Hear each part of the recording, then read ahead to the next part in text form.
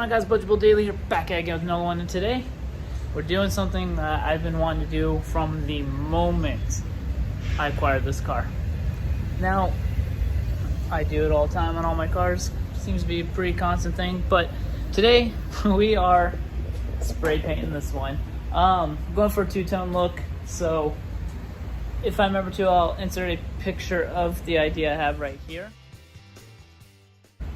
Otherwise, sorry, I'm distracted by a flying grasshopper. Well, you guys can see it. Yeah, so I am going to do black across here. So basically, black top. So all the way down here, black hood. Oh, not showing it very well. So black, black, black, black, black, black, black, black, black. And then it's like a cyan blue. You'll see the color once I start to do it, but I'm gonna set you guys up on a tripod and we'll go ahead and get a good time lapse of me actually taping everything off all the way. So let's just cue that real quick, yeah? Let's do it.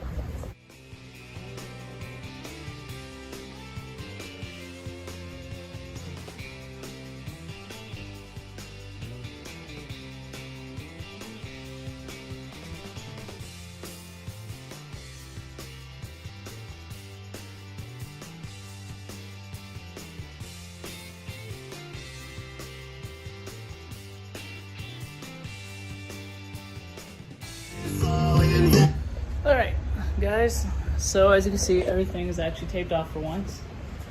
I just need to cut out the symbol for the Mitsubishi. I want to keep that like it is. I left some of this exposed because I might hit it with some black to fix up. Now what you will see is that this is not covered. And that's because I'm actually going to let it get painted. I was gonna cover it up, but this car doesn't have a cover for the sunroof. So I think it'd just be better.